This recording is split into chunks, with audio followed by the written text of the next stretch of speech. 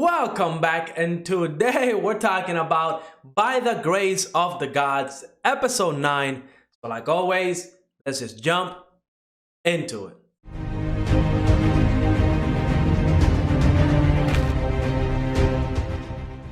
Episode 9, just as we expected, we see Ryoma's laundry business take off. Is very popular. I mean, it makes sense, right? Ryoma has a way to take that goblin slime off of adventurer's armor. Plus, this is a mining town, so a lot of clothes are always going to be dirtied up, and it's just easier to kind of have somebody to do it for you, especially when it's being done at the level that Ryoma is doing it, right? It's very fast, very efficient, and it's very affordable. So it's a one of those businesses that is definitely going to take off. And I mean, in this episode we see Carla and Callum kind of telling Ryoma that he needs to open up a franchise at this point, right? He needs to open other laundry businesses in other cities because they're going to be very popular, right? So it makes sense. Now, before we jump to the rest of the episode, let me remind you to like and subscribe. Definitely helps the channel out. But let's keep talking about By the Grace of the Gods, because I do have to say, for me, it feels like this whole laundry business is getting old, right? Like, I liked the episode. It wasn't bad, but I did feel getting kind of bored watching it because I honestly prefer either Ryoma to be going on adventures and kind of doing that side of the story, or at the very least, do some more development with the Reinhardt family. Those are the type of connections that I like. I like the characters like Reinhardt and his family. I like those characters.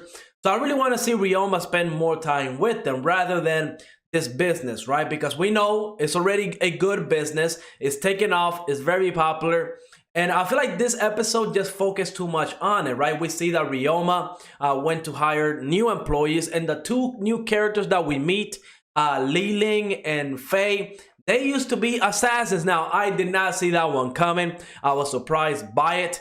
Honestly, at first, I thought they were going to be like scammers where they were going to work for Ryoma, because we see whenever Ryoma kind of told everybody about the job, how you have to work with slimes and all that stuff, everybody left, right? Nobody was uncomfortable. I mean, everybody was uncomfortable working with slimes and being managed by Ryoma. So everybody left except two people. And I immediately thought they were going to be like scammers. They were trying to scam Ryoma or something along those lines. But no, it was much darker. As it turns out, there were assassins in another country, and there was a huge war. Their side ended up losing. So they're kind of fleeing their country, right? They're trying to get a better life in this country now without having to kill people. They're actually trying to do honest work, and it turns out that Ryoma gave them that opportunity. That's awesome. Ryoma is an equal opportunity employer. He does not discriminate. That's awesome. He even healed Fei's leg. He healed his leg. That was awesome of him. So we also learned that it costs a lot of money to have healers perform this type of healing techniques. I don't know why. I'm guessing because maybe mana is something that has to do with it. But we know Ryoma, he's the one that created the healing slimes. So maybe he can even up like a doctor's office where people come in and he can use the slimes to heal them. I don't know if the slimes also have like a mana pool that they can draw from, or if it's infinite, they can just cast healing over and over and over and over. And if that's the case, I mean, he's gonna save the whole world. Like, there's not gonna be any injuries left, because the more the slimes, the more they heal, the better their skills get. So he's gonna get OP, right? So that's something that Ryoma can also look into, and maybe he will. We don't know.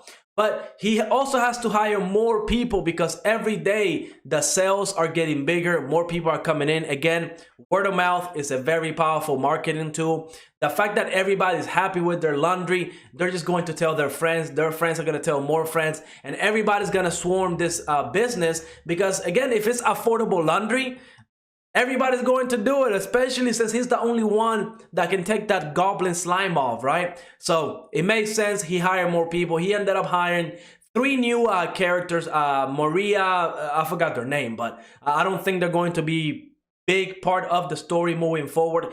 Maybe Li Ling and Fei will come up because they were hired as employees to work with the laundry business, but also as bodyguards. So to me, that's kind of foreshadowing the business being vandalized or something along those lines. Or maybe somebody's going to attack the business, something, because again, these armorers, all the people that were making armors, a lot of them are going to be out of business since they don't have to sell to the adventurers anymore, right? A lot of the adventurers, they were kind of just buying armor because that slime, the goblin's grime or whatever, you couldn't take it off, so they resorted to buying more armor. So like the armor business was booming, but now that they can get it clean, well, they don't have to buy as much armor, so that business is definitely going to lose a lot of customers, and they might get angry at Ryoma and decide to vandalize the business, and that's where Faye and Li Ling might come in as bodyguards and defend the business. So that's the only way I see those characters kind of being more important in the story. But the rest, I mean, he hired 3 more employees and a cook. That's awesome. I will say, I would love to work for Ryoma. Not only do you get a living quarters for you to live in, so you don't have to worry about rent or anything like that, but then they also get paid on top of that. That seems like a good deal. I mean, not a lot of employees, I mean, I don't even think any employees do that in the real world, right? Maybe some companies that require you to move somewhere, they might do that, but I mean, working for Ryoma seems like a great job. So that's awesome for those 2 characters. But at the end of the episode, we do see Ryoma kind of say that the business is kind of self-sufficient at this point, right? Like he doesn't need to spend that much time with it. So he's thinking about going to the Adventurers Guild and kind of start doing that again. And I'm glad he said that, because honestly, I don't think I could handle another laundry episode. While yes, I'm happy for Ryoma. You know, his business is taking off. He's making a lot of money. I'm sure the Reinhardt family is happy that Ryoma has a successful business, right? So they don't have any more doubts about Ryoma making a living in this town, living by himself. So they're happy for him as well. But honestly, I just don't think I could take another laundry episode. I'd rather see Ryoma either start another business, like maybe like the doctor business, where he can use the slimes to heal people at a very affordable, wage. It doesn't have to be like, expensive to where Faye kind of gave up on his leg, right? Faye was saying that it was so expensive to get a healer that he just didn't even bother with his leg anymore. That's kind of sad. But yeah, maybe he'll do that again. But no, I think Ryoma is actually going to do adventures and then fight stuff. So that would be cool. See some magic. That would be nice. A nice little change of pace, because I'm tired of the laundry episodes. But overall, okay episode. Could have been better. I feel like the first half, they would have dealt with the laundry stuff, and then the second half, Ryoma going on an adventure. I feel like that would have been a little bit better. But let me know in the comments what you thought of this episode. And like always, leave a like, subscribe, and I will see you on the next episode.